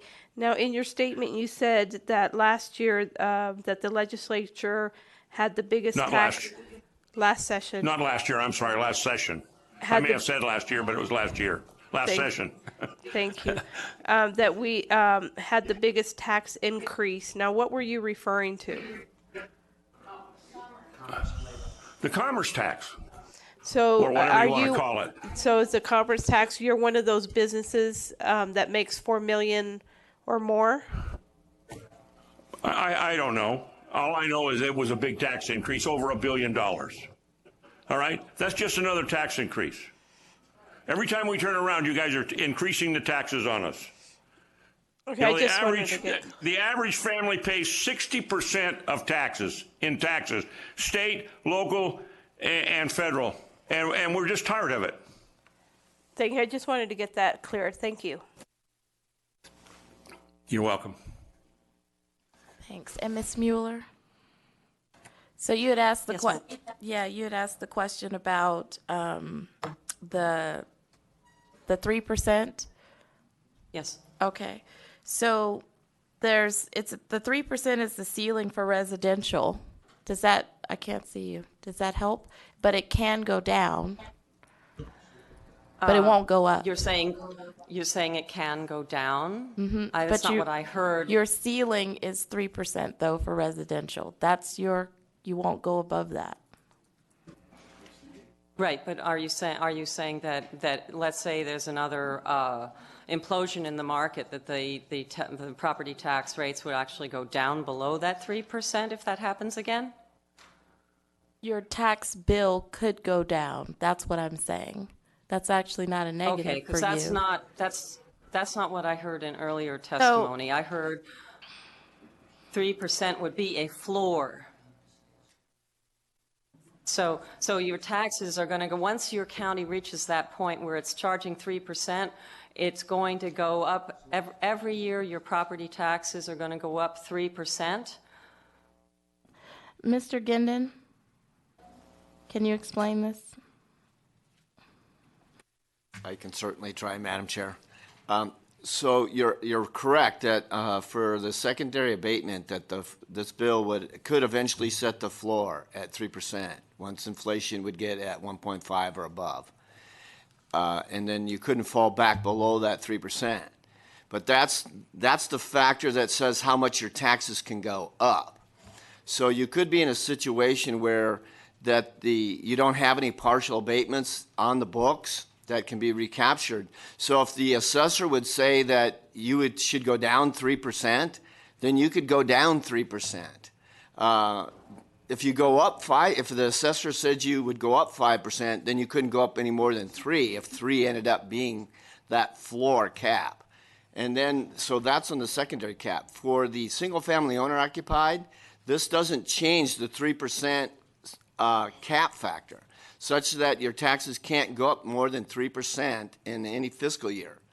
And so again, if you didn't have any partial abatements that were sitting on the books to be recaptured, and the assessor came out and said that you were only supposed to go up 1%, then your tax bill would only go up 1%. So it's not that you have to go up that much, it's what you can increase by more than that. So this would set the floor at 3 and 8 for the secondary caps. Again, if inflation increases by more than 1.5% sometime here in the future. Hopefully that clarifies. Okay, I guess so. Did you have another question for me? No. Am I done? Yeah. Oh, okay. That was it. Thanks. So is there anyone else signed in opposition in Carson? Seeing none. Is there any down south? Okay. Yes. Go ahead. Good afternoon, Madam Chairman. My name is Julie Herford. I reside in 82 and SD8. I came to register my opposition for this bill. Basically, yes, I think the government should live within its means, just like we, the citizen and taxpayer, live within our means. But after I sit here, listen for 2 hours, I don't believe this bill should be voted on at all. I don't think most of the members in your committee even understand. At this point, I'm not clear whether that 3% is a floor or a ceiling, or if 3% is floor, what is going to be the ceiling? I don't know that at this point I should stop and let somebody answer that question, or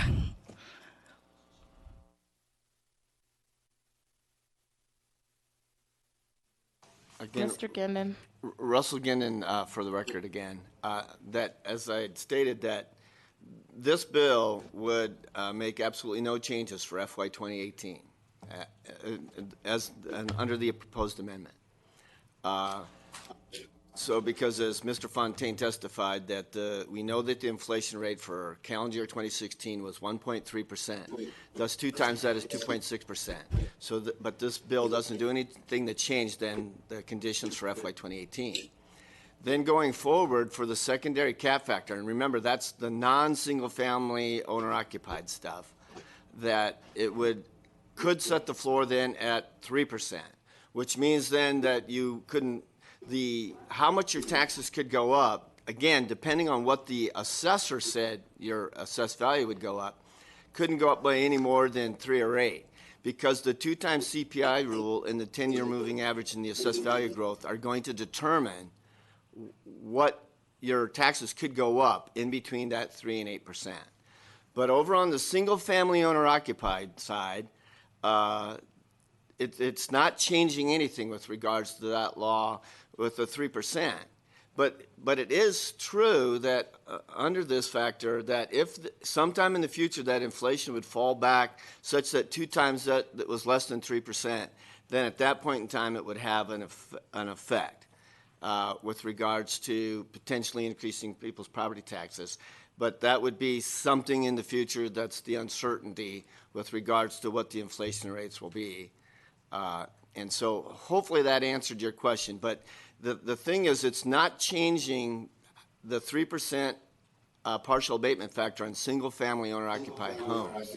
It's just changing the floor for the secondary cap, which is for non-single-family owner-occupied homes.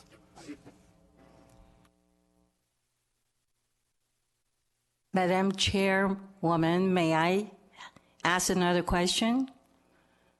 Go ahead.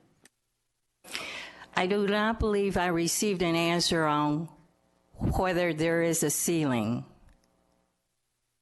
As I understand, everybody's talking about the floor. 3% is the floor. Maybe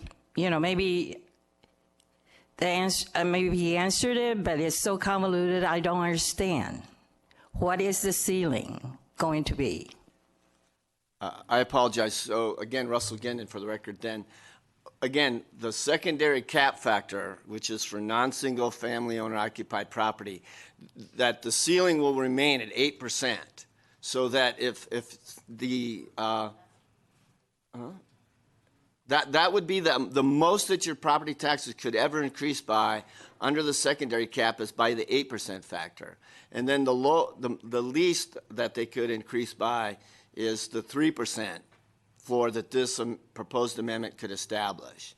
And again, that's the way it would work. So to give an example, if it was 3% was the floor, but the assessor said that your property taxes were supposed to go up by 5%, then you couldn't go up by any more than the 3%. But if the ceiling, if you reach that maximum of partial abatement cap factor of 8%, again, for non-single family owner occupied property, and the assessor said that the value of your property was supposed to go up by 10%, then you couldn't go up by more than the 8%.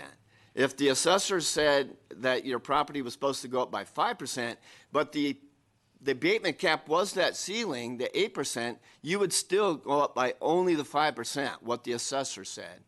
And so hopefully that will answer your question about what's the floor and the ceiling for the non-single family owner occupied property. For single family owner occupied property, the ceiling is the 3%, that your property taxes can't increase by more than 3% for a single family occupied home.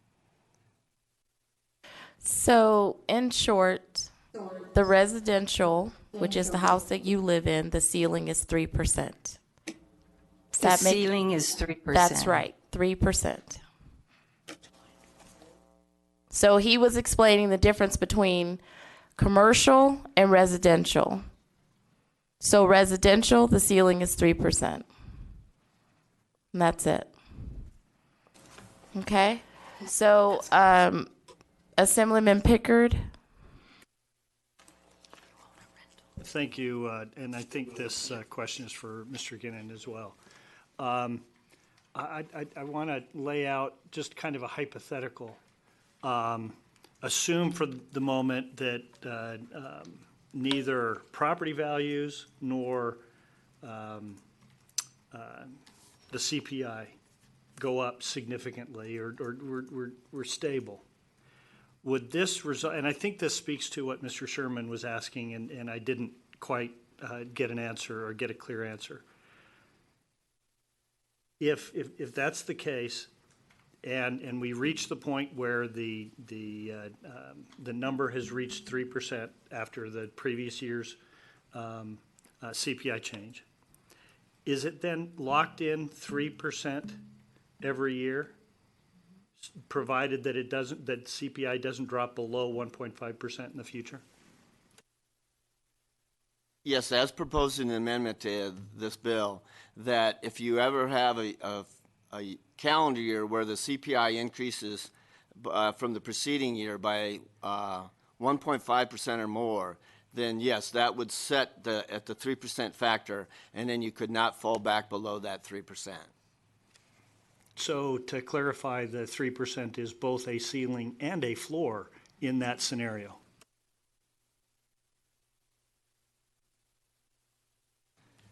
Is that correct? Yes, you could make that statement. Okay. Do we have a new person signed in Las Vegas? Yes. Go ahead. Good afternoon. My name is Bonnie McDaniel.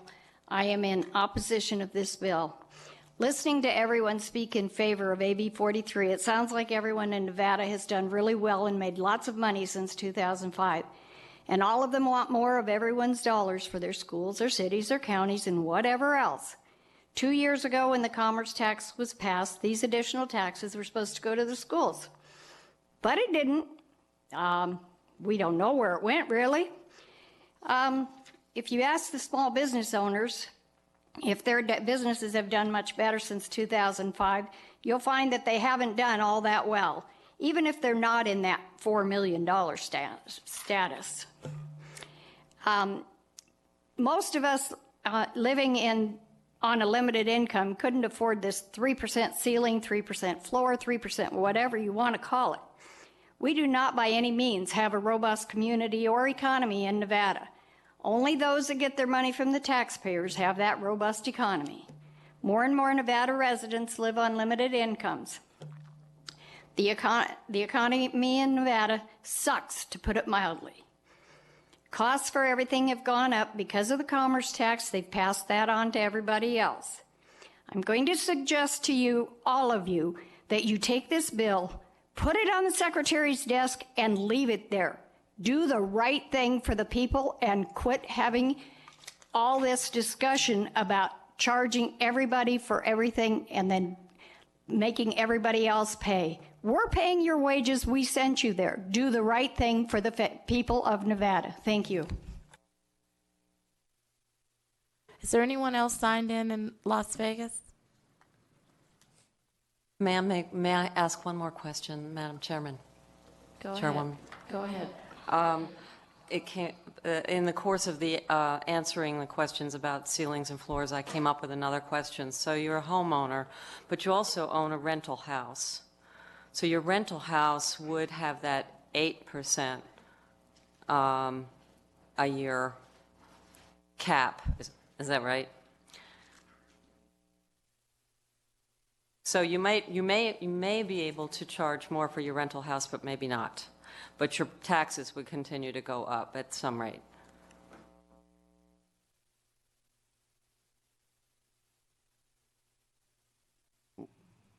Well, again, Russell, that under the rental provisions for single-family owner-occupied homes, if you're renting the property at or below the HUD rates that are in the statutory provisions, then you would be eligible for the 3% abatement factor.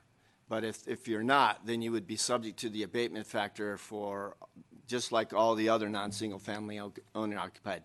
So then you would be between the 3% and the 8% cap factors.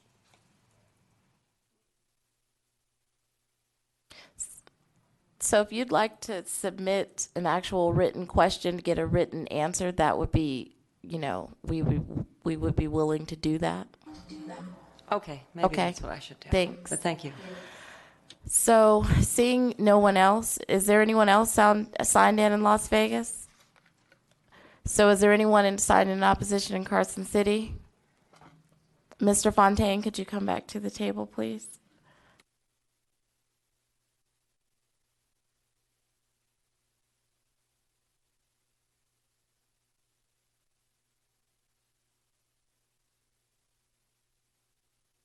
Can you go ahead and do your, if you have any final comments or wrap-up statements? We had a question from a member, but she's not here. Thank you, Madam Chair and members of the committee. I think we can all agree on one thing, and that is our property tax formula is very difficult to understand, if nothing else. And I'm wondering if at least some of those folks who expressed opposition to this bill, at least judging by the questions, and hopefully the answers to those questions have a better understanding of what this bill does and doesn't do. So let me just clarify a couple of things. And your staff, Mr. Ginnon, did an excellent job, but I just want to emphasize that this bill does not remove the 3% cap or 8% cap. It does not mean that Property taxes for owner-occupied residences would automatically increase by 3%. They would only do so.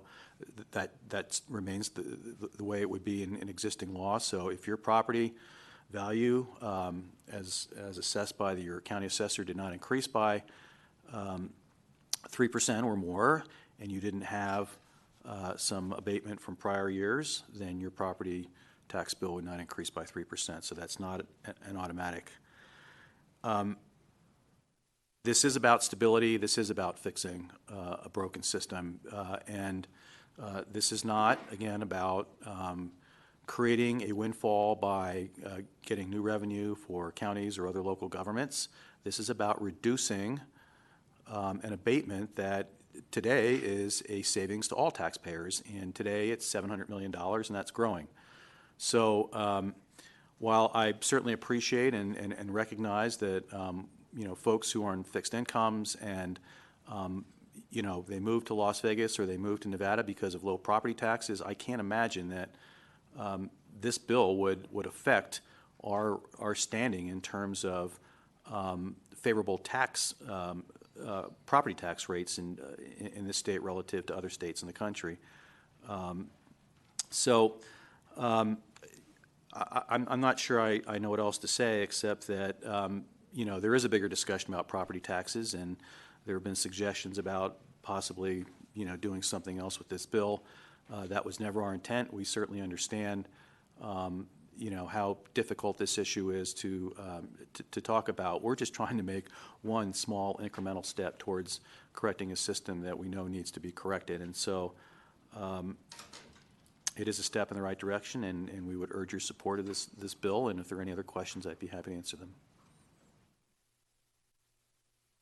Assemblywoman Bustamante Adams.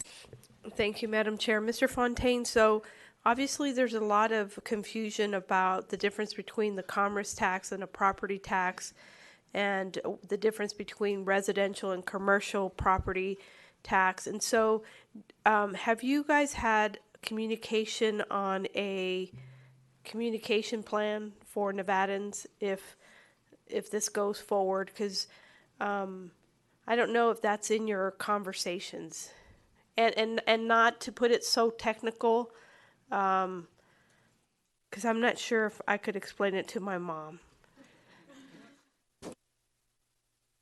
Madam Chair, to you and through you to Assemblywoman Bustamante Adams, we knew this was going to be a very difficult conversation. Believe me, even amongst the people who work in this arena, it's very difficult sometimes to understand. So your point is well taken, and we certainly learned a lot in this hearing about why we would need to do that, put together a communications plan, and explain maybe in some schematic or some logic chart or whatever it is that we need to do to make this clear.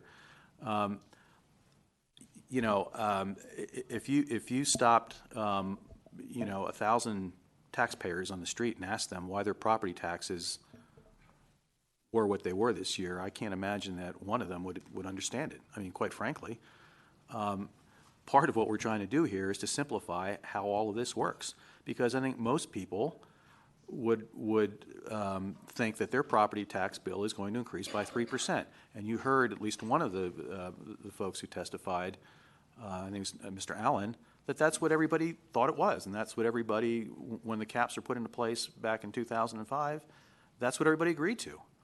This secondary calculation has really complicated all of that. If it were simply a matter of a 3% cap and an 8% cap, people get that. Your point's well taken, and we would certainly endeavor to work with folks to help us put together that kind of communication plan.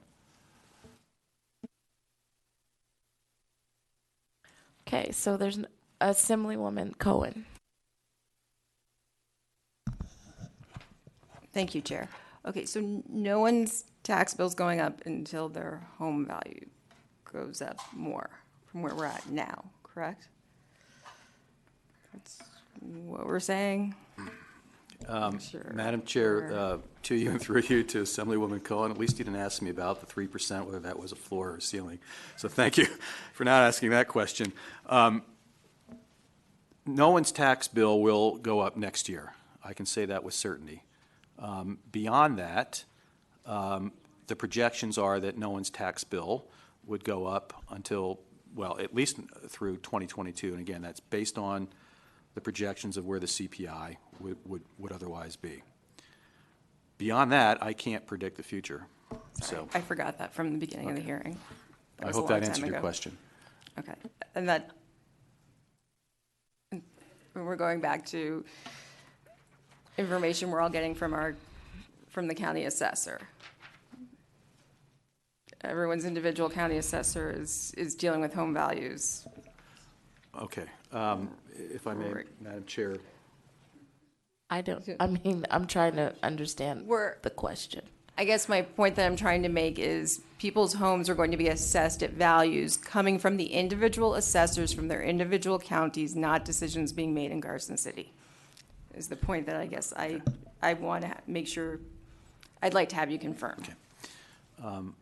Madam Chair, to you and through you to Assemblywoman Cohen, that is absolutely correct. There's nothing in this bill that would change the way the county assessor assesses your property.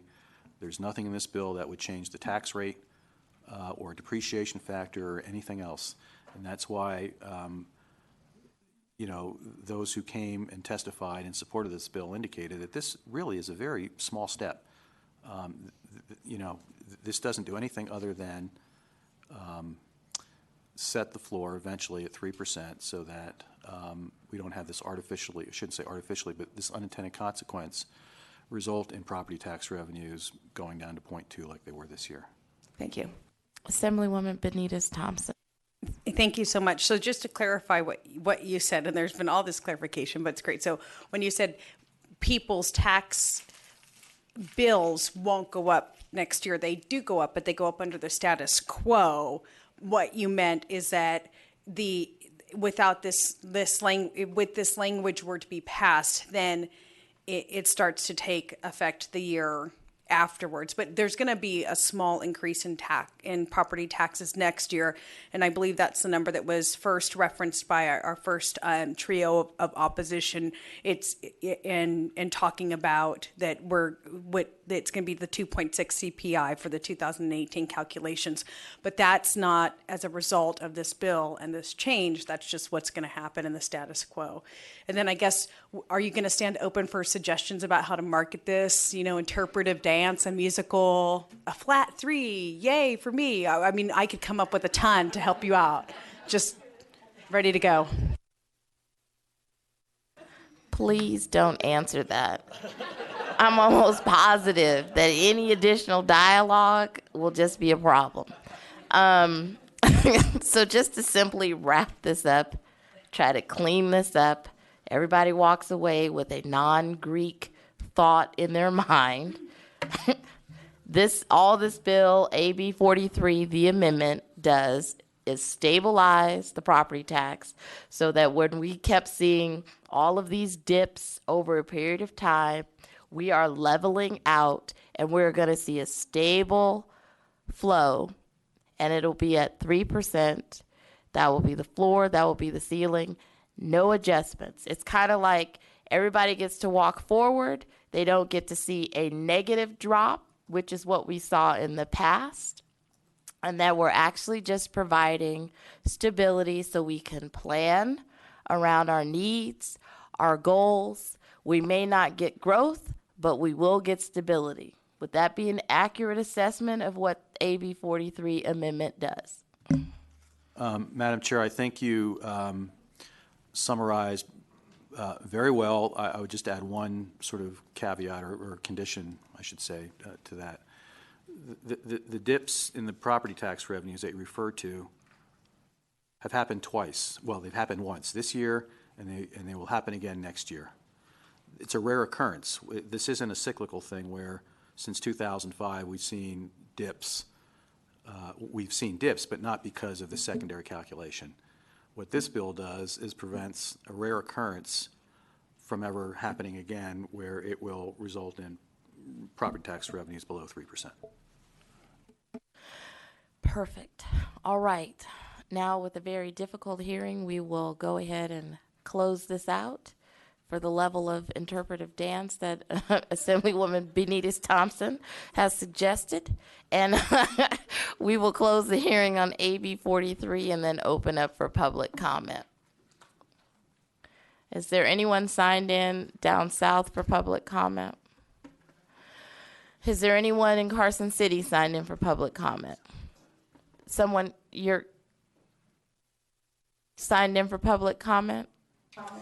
Okay, go Yes, ahead. it's Colonel. Go ahead. For the record, this is Colonel Robert Frank from Henderson. I couldn't resist coming back to help you. I know we'd all like to go home and not hear more debate on this thing, but the fact of the matter is that the audience down here in Las Vegas is still quite confused on when and under what circumstances would the taxes go up. It's still unclear to a lot of people. For example, I'm 77. I'd like to think I might be able to live another 5 or 10 years, but I couldn't afford another 3 or 5% increase to property taxes on my fixed income. And there are thousands and thousands of people that would worry about that. And even if they're wrong, you're going to have a real public relations problem with this thing. If I were you, and I'm no politician, but if I were you, I would shelve this until the next year if I could find a way to do it, because this is a really bad time to do it. Thank you very much. Thank you for your comments. All right, so seeing no additional public comment, we will close this hearing.